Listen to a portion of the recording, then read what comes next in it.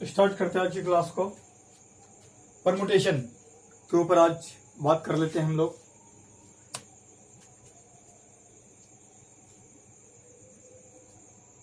चलिए पहले एक छोटा सा एग्जांपल से स्टार्ट करते हैं हम लोग। मान लेते हैं कि आपके पास में ये तीन संख्याएं दिया गया है, 1, 2 और 3, मतलब ये 3 अंक दिए गए हैं, ठीक है। और इन तीनों अंकों का यूज करके आपको संख्याएं बनानी है। तो कितनी संख्याएं बन सकती है, कितनी? आप क्या करेंगे, कभी 1, 2, 3 ले लेंगे, कभी आप क्या करेंगे 2 इसको आगे इसको पीछे, इसको वैसे ही छोड़िए। कभी आप क्या करेंगे इस दोनों को आगे पीछे करेंगे। कभी आप क्या करेंगे इनको आगे कर दीजिएगा, इनको पीछे कर दीजिएगा। कभी आप क्या करेंगे ये 1 और 3 को फिर से कुछ ऐसा। मतलब आप ध्यान से केयर करें इन बातों को तो आपको समझ में आएगा कि अगर 1, 2, 3 मेरे पास ये अंक दिया गया है और उन तीनों अंकों का इस्तेमाल करके, मतलब टोटल जितना भी अंक मेरे पास दिए गए हैं उन सभी का इस्तेमाल करके हम टोटल इतना संख्याएं बना सकते हैं। मेरे पास इतना संभावना दिया गया है, ठीक है। मतलब इतनी संख्याएं की संभावना हमारे पास बन रही है, ठीक है। तो ये क्या है, ये तो अलग अलग संख्या बन गई ना। 123 हो गए, 213 हो गए, 231 हो गए, 321 हो गए, 312 हो गए और 132 हो गए। ये हुआ क्या, ये अलग अलग संख्याएं आपको दिखने लगे हैं यहाँ पे। जो 3 अंकों का आपने इस्तेमाल करा, यही कुछ ऐसा ही होता है, ठीक है। ये परमुटेशन कहलाया। बस अब यहाँ पे मेरे पास 3 अंक थे तो तीनों के तीनों हमने इस्तेमाल कर लिए। कभी आपको ये कहेगा 3 अंक में से 2 अंक आपको दिया, मतलब लेना है, और उन दोनों अंकों का आगे पीछे करके कितना व्यवस्थाएं बन सकता है। वस्तु अगर होगी तो उन सभी की जो व्यवस्थाएं बनेगी, तो ये क्या है, परमुटेशन है, ठीक है। आपको यहाँ पे दिख रहा है कि ये जो डिजिट आपको दिख रहा है, इन डिजिट का इस्तेमाल आप अलग अलग जो क्रम है उस क्रम में यूज करके आप डिफरेंट संख्याएं बना सकते हैं, है ना। जैसे कि आपको ये सेल फोन, और सेल फोन के अंदर 10 डिजिट होते हैं। आप जरा देखना कि उनको आगे पीछे कर करके कितनी संभावनाएं बनाई जा सकती है, ठीक है। तो समझ जाना कि उतना पॉसिबिलिटीज बनता है। आप सेल फोन के अंदर पासवर्ड लगाते हैं, डिजिट वाली पासवर्ड, तो वहां भी कुछ ऐसी संभावनाएं बनती है जो लोगों को इतनी बार, अगर मान लीजिए ये 3 अंकों का पासवर्ड है तो लोगों को उस पासवर्ड को खोलने के लिए इतनी बार अलग अलग संख्याएं बना के उस पासवर्ड में यूज करा जा सकता है। अब अगर आपने इन तीनों से इतना लगाया है तो मैं अगर ये 5 पे ट्राई करूंगा तो नहीं खुलेगा। ये जो ऑप्शन आएगा लास्ट ऑप्शन, तो उसमें मेरा ये सेल फोन अनलॉक्ड हो जाएगी, ठीक है। तो ये क्या है, ये और कुछ नहीं है, बस संभावनाएं को बढ़ा देती है, ठीक है। जो व्यवस्थाएं आप करते हैं वस्तुओं का, उन वस्तुओं के क्रम में जो चेंजिंग आती है, तो उन चेंजिंग आने के कारण वो एक अलग व्यवस्थाएं की वस्तु बन जाती है। बस आज का क्लास इसी के ऊपर होगा। हम लोग इतनी बात को ध्यान रखेंगे। यहाँ पे जो क्रम आएगा आगे पीछे, आप देख रहे हैं 1 आगे आ रहा है, कभी यहाँ पे मिडिल में आ रहा है, कभी पीछे आ रहा है, तो इसने अलग संख्याएं बना ली। अगर ये मिडिल में आया तो अलग संख्याएं बना ली, ये अलग आया यहाँ पे लास्ट में तो अलग संख्याएं बना ली। मतलब कि अगर ऑर्डर को आप चेंज करते हैं तो ऑर्डर को चेंज करने के बाद ये व्यवस्थाएं अलग अलग बन जा रही है ना। तो हम लोग ये बात ध्यान रखेंगे कि परमुटेशन में ऑर्डर, या तो अगर हम ये डिजिट को कुछ ऐसे लिख रहे हैं तो ठीक है। अगर हम मान लीजिए ये अल्फाबेट है मेरे पास ए और बी, ये दो अल्फाबेट है और दो अल्फाबेट को मैं बोलूं कि आप कितने तरीके से सेटिंग कर सकते हैं तो कोई दिक्कत नहीं। पहले हो सकता है ए पहले स्थान पे आ जाए और बी दूसरे पे आ जाए, तो एक ये व्यवस्था बन गया मेरा। ऐसा भी हो सकता है कि बी पहले स्थान पे आ जाए और ए दूसरे स्थान पे आ जाए, तो ये एक दूसरी व्यवस्था बन गई। तो इन दोनों से जो व्यवस्थाएं बनी वो कितनी व्यवस्थाएं बनी? दो व्यवस्थाएं बनी, क्रम को चेंज करके, है ना, ऑर्डर को चेंज करके। तब हम लोग इसको क्या बोलेंगे? ये परमुटेशन, ठीक है। तो यही बातें यहाँ पे लिखी गई है। जो परमुटेशन होता है किसी भी वस्तुओं का, है ना, वो और कुछ नहीं है, वस्तु को कैसे व्यवस्थित करना है, क्रम क्या रहेगा और क्रम चेंज करने से कितनी व्यवस्थाएं बनेंगी, वो सारी बातें आपको परमुटेशन के अंदर पढ़ना होता है। नाम ही है, अब ध्यान से देखें, क्रम चय, मतलब यहां पे जो ऑर्डर आएंगी, क्रम आएंगी, उनको आपको ध्यान रखना है ना। तो ये अब आपके पास में ये n वस्तुओं की संख्या है टोटल, उसमें से आप r वस्तु को चुन पा रहे हैं और जो चुना गया वस्तु आपके पास r है, उन वस्तुओं से आप अलग अलग व्यवस्थाएं बना रहे हैं, ठीक है। बात समझ में आ रही है? मतलब अगर मैं यहाँ पे सी भी लगा दूं, मैं बोलूं कि मेरे पास ये 3 अल्फाबेट्स हैं और 3 अल्फाबेट्स से हमें 2 को लेना है, और जो 2 को लेना है तो 2 को हो सकता है ए और बी, मैंने उठा ली इन दोनों को, 2 हो गए मेरे। तो ये जो 2 हो गए, तो इन दोनों से हम ये कुछ ऐसा व्यवस्था बना सकते हैं 2, है ना।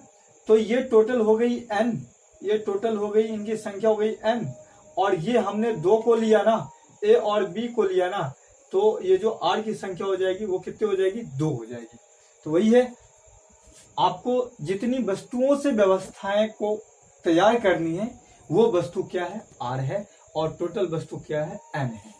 तो अब देखना यहाँ पे 1 2 3 से आपके पास जो पॉसिबिलिटीज बने वो कितना? मैक्सिमम इतना 6। तो अगर मेरे पास एक संख्या 4 आता, 5 आता, तो हम तो काउंटिंग ऐसे नहीं ना करते रहेंगे। तो उसके लिए हमारे पास कुछ ऐसा डायरेक्ट इस्तेमाल करके हम यहां पे पहुंच सकते हैं। देखना ये क्या है? ये परमुटेशन n r है ना, ये परमुटेशन n r, ये परमुटेशन n r, ये परमुटेशन n और r। मतलब जो n है, टोटल वस्तुओं की जो संख्याएं हैं उनमें से r वस्तु को हम ले रहे हैं, n वस्तुएं हैं उनमें से r वस्तु को ले रहे हैं, है ना। तो ये जो परम्यूट करता है r वस्तु को n वस्तुओं में से, तब हम लोग इसको क्या कहते हैं? परमुटेशन बोलते हैं, ठीक है। और जो परमुटेशन है, आप ऐसे लिखें या ऐसे लिखें या ऐसे लिखें या ऐसे लिखें, कोई फर्क नहीं पड़ता, है ना। ये सब एक ही बातें हैं, ऐसे ऐसे लिखी जाती हैं। तो ये जो NPR होगा वो कितना होगा? ये n का फैक्टोरियल बट्टे n माइनस r का फैक्टोरियल, ठीक है। ये याद रखेंगे, n का फैक्टोरियल बट्टे n माइनस r का फैक्टोरियल। अब इसी चीज को कुछ ऐसे भी आप लिख सकते हैं, n into n minus 1 into n minus 2 dot dot dot, और ये फिर से इंटू में है ये सारे टर्म, तो ये भी इंटू में ही होगा, n माइनस r प्लस 1। और ये r की जो वैल्यू होगी वो कहां से कहां तक लाई करेगा? तो n के बराबर भी होगा, या तो फिर n से छोटा होगा, या तो 0 के बराबर होगा, और या तो 0 से क्या होगा? बड़ा होगा। जैसे इस बात को यहां समझते हैं हम लोग, मान लेते हैं कि मेरे पास ये 1, 2 और 3, ये टोटल जो अंकों की जो संख्याएं हैं वो 3 है। वो अंकों की संख्या कितनी है मेरे पास? 3। और इस तीनों का यूज करके हम कितनी संख्याएं बना सकते हैं? तो टोटल संख्या मेरे पास 3 है और उसमें से तीनों का यूज कर रहे हैं हम, तो आर का भी वैल्यू मेरे पास 3 होगा। तो आप क्या लिख सकते हैं? 3p3, मतलब टोटल 3, और 3 में से हम तीनों को सेलेक्ट कर रहे हैं अलग अलग व्यवस्थाएं बनाने के लिए। तो 3 में से क्या, यहाँ पे 3 है, तो 3 में से हमने पूरे को सेलेक्ट कर लिए। 2 को सेलेक्ट करते तो 2 लिखते, जैसे यहाँ पे 3 में से 2 को सेलेक्ट करें, यहाँ पे 3 में से तीनों को सेलेक्ट किए, तो क्या बनाएंगे आप? n का फैक्टोरियल है तो n की जगह कितना है? 3, तो ये क्या हो जाएगा? 3 का फैक्टोरियल बट्टा ये नीचे में क्या है? n माइनस आर, तो n क्या है? 3, r क्या है? 3, तो 3 माइनस 3 इसका फैक्टोरियल। तो 3 माइनस 3 का जो फैक्टोरियल करेंगे आप तो कितना मिलेगा? 0 का फैक्टोरियल बचेगा ये, तो 3 का फैक्टोरियल बट्टे 0 का फैक्टोरियल।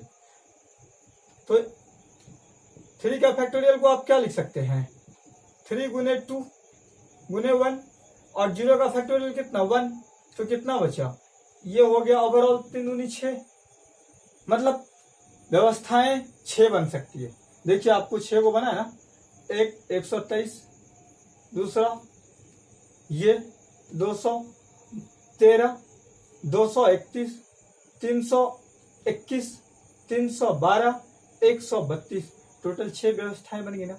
तो ये आपको तो कम संख्याएं थी तो मैनेज आपने काउंटिंग करके कर ली, पर अगर आपके पास बड़ा बड़ा नंबर्स होगा तो आपको ये ध्यान रखना है, ठीक है? कुछ ऐसा। अच्छा, अब जो नेक्स्ट बातें हैं वो ये कि अगर इनमें से कुछ ऐसा होता, मेरे पास 3 होता और 3 में से 2 को एक जैसा होता, ये दोनों एक जैसा होता, तो हो गया ना, 3 में से 2 को एक जैसा हो गया। तो यही जो सेम होगा वो हम लोग उसकी संख्याएं को p मान लेते हैं। तो और कुछ नहीं, वो जो n का फैक्टोरियल है और ये जो सेम वस्तु होगा उससे हम लोग फैक्टोरियल निकाल के डिवाइड कर लेंगे, ठीक है? तो ये मेरा क्या बता देगा? क्रमचय की कुल संख्या को बता देगा। बात समझ में आ रही है? और अगर जो n वस्तुएं हैं उन वस्तुओं में से अलग अलग प्रकार की वस्तुएं हैं, A1, A2, A3, A4, A5 dot dot dot AR, ठीक है? तो ये अलग अलग प्रकार की जो वस्तुएं हैं मेरे पास, तो ऐसे कंडीशन में जो परमुटेशंस होगा उनकी जो संख्याएं होंगी टोटल वो अलग वस्तुएं हैं। तो इसका फैक्टोरियल A1 का, A2 का फैक्टोरियल और डॉट डॉट डॉट AR का फैक्टोरियल सारे मल्टीपुल में है ना। और ये जो टोटल संख्याएं होगी वस्तुओं की वो n का फैक्टोरियल। मतलब अगर सेम होगा तो p का फैक्टोरियल, उसी में डिफरेंट होगा तो p की जगह और कुछ नहीं होगा, बस ये अलग अलग हो जाएगा, ठीक है? अच्छा, अब ऐसा होगा जिनमें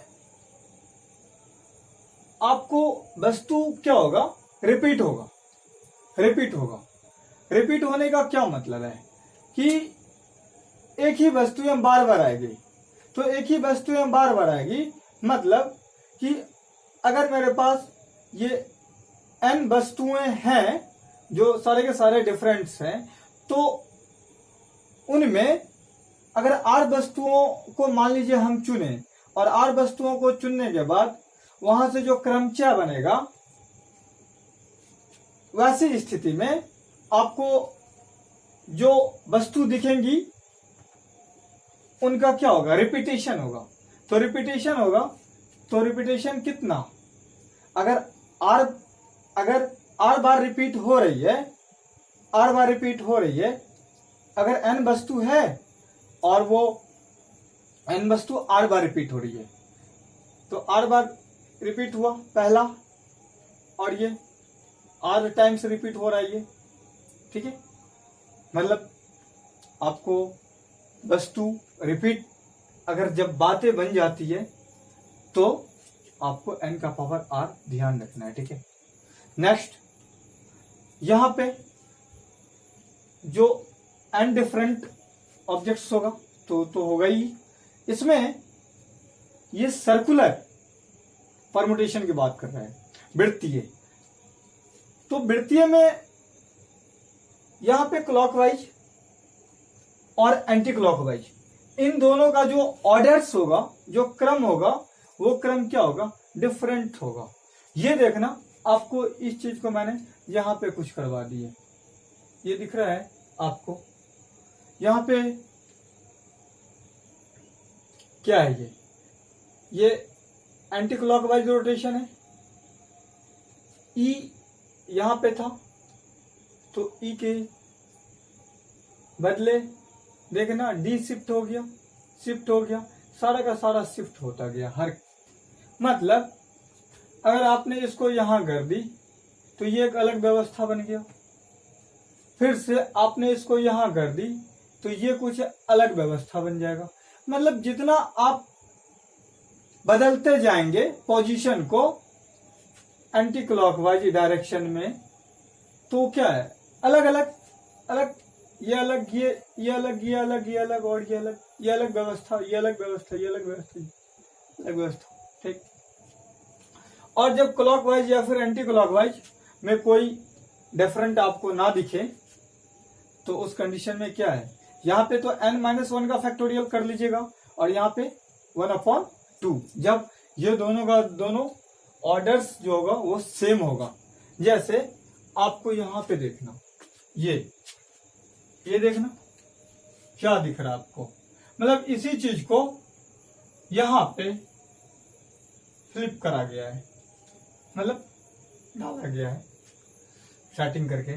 तो आपको जो यहाँ पे क्या दिख रहा है कि भाई ये एंटी क्लॉकवाइज है और यहाँ क्या है, ये क्लॉकवाइज है, ये क्लॉकवाइज मूव कर रहा है। घड़ी की सुई जिधर घूम रही है उधर क्लॉकवाइज, और घड़ी की सुई के अपोजिट एंटी क्लॉकवाइज। तो ये घड़ी की सुई ऐसे घूम रही है तो ये क्लॉकवाइज, और ये घड़ी की सुई अगर ऐसे घूमेगी तो क्या हो जाएगा, एंटी क्लॉकवाइज, जिसको क्या बोलते हैं, काउंटर क्लॉकवाइज भी बोलते हैं, एंटी या फिर काउंटर, ध्यान रखिएगा ये दोनों शब्द। यहाँ पे ए बी सी देखना, ए बी और सी मतलब कोई चेंज, आइडेंटिकल। तो यहाँ पे जो ऑर्डर्स होगा वो डिफरेंट नहीं होगा, वो होगा क्या, आइडेंटिकल्स होगा। इतनी बात को अगर आप ध्यान रखते हैं तो आपको परमुटेशंस से जितने भी प्रॉब्लम्स आएंगे उसको आप कर सकते हैं, आप अपने कंपटीशन पेपर का, ठीक है। और ये इंटरमीडिएट ऑफ साइंस उनका एक चैप्टर है। इतना बात ध्यान रखिएगा। Thank you so much.